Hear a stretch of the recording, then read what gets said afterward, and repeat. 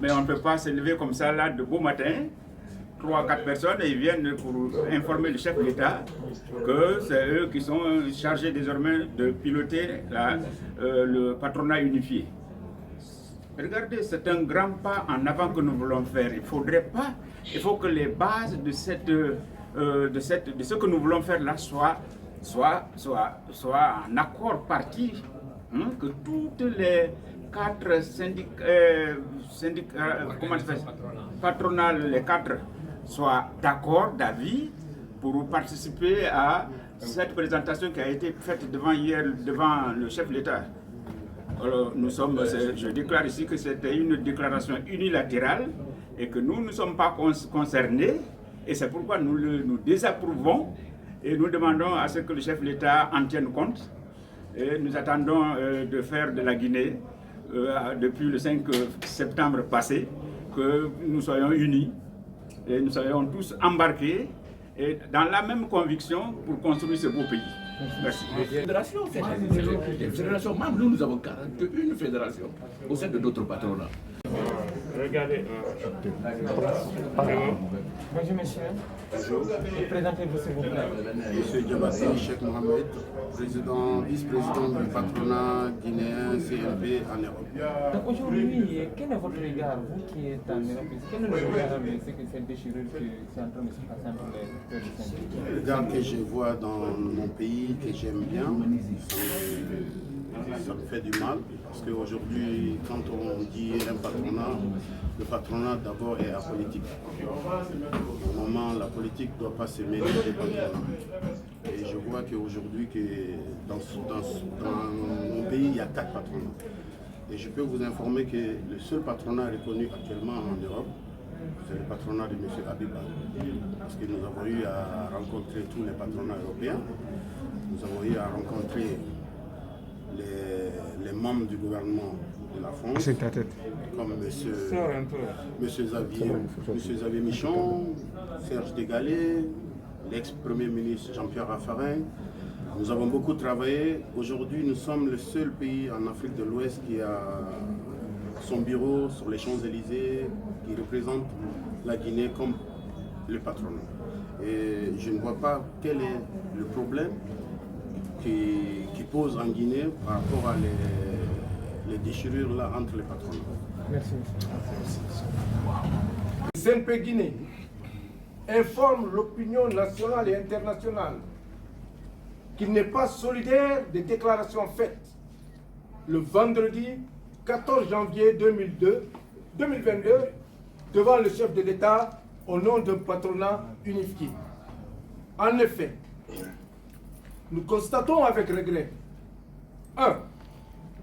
un dérapage dans la médiation en cours dans le cadre de l'unification des patronats de Guinée.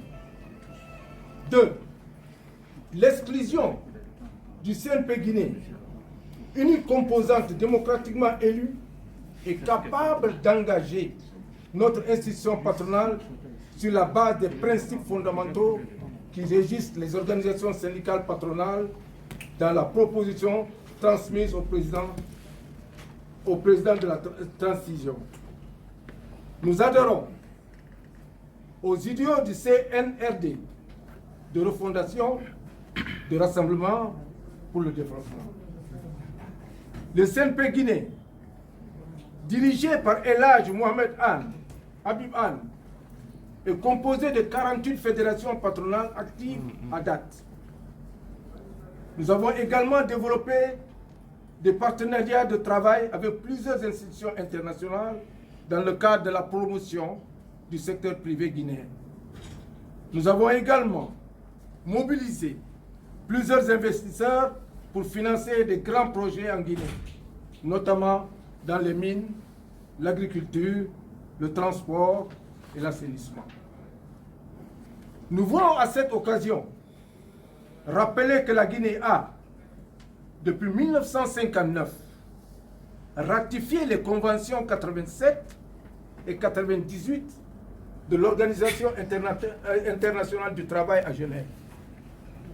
L'article 2 de la Convention 87 stipule: les travailleurs et les employeurs sans distinction d'aucune sorte, ont le droit, sans autorisation préalable, de constituer des organisations de leur choix, ainsi que celui de s'affilier à ces organisations à la seule condition de se conformer au statut de ces dernières. Nous croyons à la volonté de refondation des institutions de la République. Par son Excellence, Monsieur le Président de la Transition, le colonel Mamadi Doumbouya. L'unification des organisations patronales doit prendre en compte toutes les organisations d'employeurs sur le territoire national. Il nous plaît de rappeler que les autorités ont fixé au 15 février 2022 la date de dépôt de la proposition consensuelle des membres du nouveau bureau du patronat unifié de Guinée. Notre souhait consiste 1. À la mise en place d'une commission de réflexion et de travail composée des membres des 4 patronats, des représentants du ministère de l'Industrie et des Petites Entreprises et du ministère du Travail et de la Fonction publique. 2. Cette commission sera chargée de la rédaction des statuts et règlements intérieurs du nouveau patronat unifié en vue des préparatifs d'un nouveau congrès.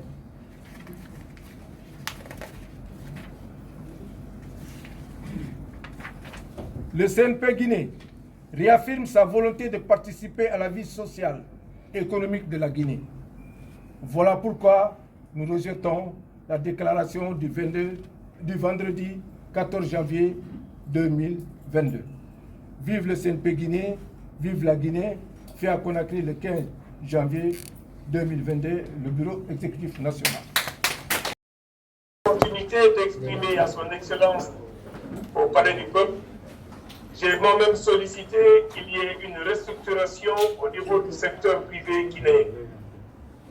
Et ce qui se mascarade aujourd'hui fait de façon très claire un dysfonctionnement fondamental et total au lieu d'aller dans le sens de ce que le chef de l'État a demandé, l'unification des patronats, la réconciliation du secteur privé et ensuite d'avoir une vision commune afin de pouvoir l'accompagner.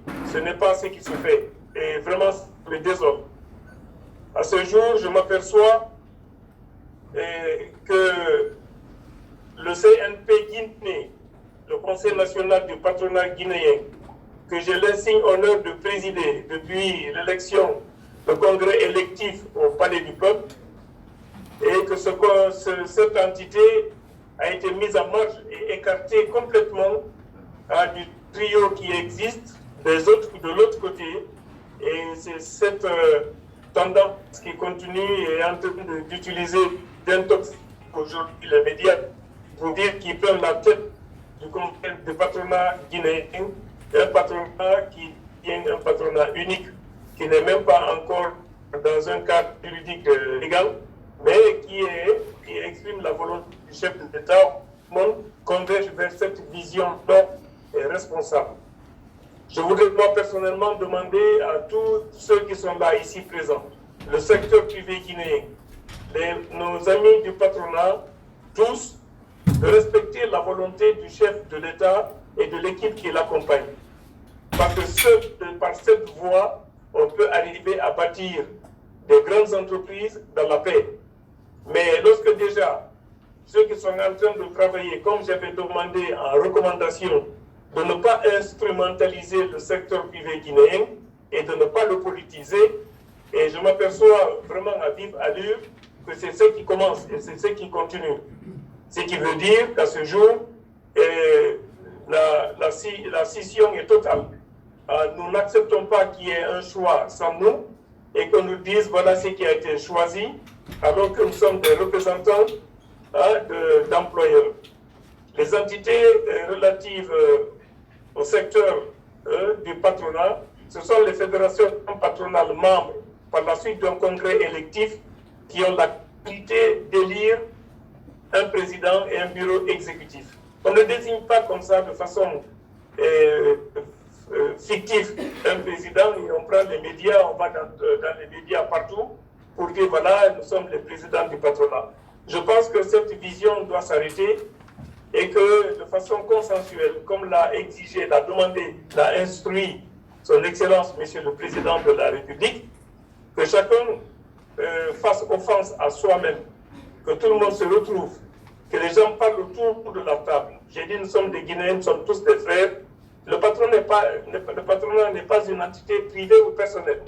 Ça doit se discuter autour de la table pour qu'ensemble nous puissions trouver la solution qui permettrait d'avoir un patronat uni de façon à pouvoir aller vers une direction vraiment bien orientée et pour le bien du peuple guinéen. Aujourd'hui, nous perdons des atouts importants. Et si vous voulez, c'est la déconfiture qu'il y a dans le secteur privé au niveau des patronats qui constitue aujourd'hui des dérapages. Nous avons aujourd'hui des opérateurs économiques, des mentors importants qui étaient dans certaines fédérations patronales des confrères, malheureusement qui ont quitté, on a été informés. Ils ont préféré, parce qu'ils veulent œuvrer positivement, ils veulent retrouver le sens de leur travail, ils ont préféré créer la Chambre de l'industrie. Alors que toutes ces entités, toutes ces chambres doivent être parrainées par le Conseil national du patronat guinéen. Peu importe celui qui doit piloter le Conseil national du patronat guinéen. J'ai été élu, j'ai eu l'honneur et le privilège de me déployer corps et âme pour le patronat. Aujourd'hui, j'ai capitalisé des acquis. Je suis en Europe, j'ai été un peu malade, par la grâce de Dieu, je me remets, tout va très bien. Je vais rentrer dans quelques jours à Conakry. Mais pendant mon séjour, depuis le mois de juillet, pour ne parler que de juillet, jusqu'à ce jour, je suis arrivé à tisser des relations assez importantes avec des partenaires importants pour le bien du secteur privé guinéen. Je ne voudrais pas que ce qui a été capitalisé par ces acquis à travers des bailleurs de fonds importants et aujourd'hui vivent dans le suspect et qui se disent mais qu'est-ce qui se passe à Conakry? Même les frères entre eux n'arrivent pas à se retrouver autour d'une table. Nous devons arriver à quoi? Nous retrouver de façon à ce qu'il y ait une présidence tournante pendant une période précise pour qu'on dise voilà le chemin que nous devons utiliser pour pouvoir arriver à un congrès électif général, de façon à ce que toutes les fédérations patronales qui sont en Guinée se retrouvent et que ces patronats soient remis à jour et fiscalement, et juridiquement, et légalement, de façon à ce qu'il y ait un congrès électif. En ce moment, celui qui sera élu serait dans une légitimité totale. Mais lorsque 2 ou 3, un trio se permettent de faire un accord signé, venir montrer aux ministres et montrer aux autres acteurs, y compris nous, pour nous informer et nous dire, bon, voilà ceux qui ont été choisis, mais je suis désolé, nous ne partisons pas à cela et nous resterons, nous prenons acte et nous restons dans notre position. Pour ce qui concerne les interventions ou les participations à des niveaux très importants au niveau de l'autorité, nous avons jugé utile de se garder la sérénité parce que nous ne voulons pas être des troubleurs lorsqu'il y a des autorités en face. Mais cela veut dire, de façon très claire, que nous risquons d'avoir encore une continuité dans cette étape qui nous conduit finalement à avoir un groupe d'un côté et un autre groupe de l'autre côté, et c'est de loin la volonté du chef de l'État.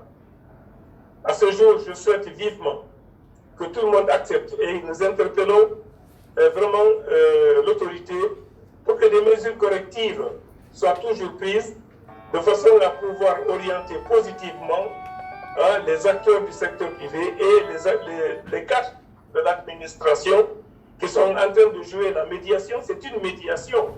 C'est une médiation entre des opérateurs économiques qui sont fédérés à travers des organisations patronales. Je vous dirais que j'ai été surpris que lors de la réunion dernière au niveau du ministère des PME, qu'on ne parle pas de l'entité que je représente, des fédérations patronales qui sont membres du bureau exécutif que nous avons, que nous pilotons depuis quelques années. Et que voilà qu'on nous dise, voilà ceux qui ont été choisis. On ne choisit pas comme ça des patrons. Les patrons sont élus. On élit un président de patronat. On élit les membres du bureau. On élit les structures qui sont là pour administrer un patronat. Et c'est un patronat pour le plaisir de les désigner. De sorte que j'ai échangé avec son Excellence, Monsieur le ministre. Je lui ai envoyé un dossier où il y a la jeunesse de malentendu, je ne dirais pas de conflit, je dis un malentendu entre mon frère, M. Kabagiter, et notre équipe, de façon à ce qu'il soit bien informé du parcours qu'il y a eu. On a convenu et il a été clair, il a bien compris, à travers la lecture et la maîtrise du dossier qui lui a été porté, qu'aujourd'hui, il y a eu 4 organisations, 4 patronats. Il y a la CEPEC, il y a le PAC, il y a le patronat qui est suivi par Kabagiter, et il y a le patronat, le Conseil national du patronat guinéen, que j'ai l'insigne honneur de présider avec toutes ces fédérations patronales membres. Alors lorsqu'on va informer le chef de l'État et informer tous les autres pour dire voilà ce qui a été décidé, alors qu'on n'est pas parti à cette décision qui a été prise, on n'a pas été impliqué à cela, mais je vous assure que ça ne répond pas et ça ne respecte pas la volonté de l'autorité. Nous avons tout le respect pour le chef de l'État, le respect pour le CNRD, et nous voulons attirer l'attention de ces autorités pour dire que la volonté à bien vouloir mobiliser, réunir, concilier le secteur privé est partie à travers. De par cet effet, je voudrais officiellement informer ici que nous n'avons pas adhéré, nous n'adhérons pas et on n'est pas d'accord.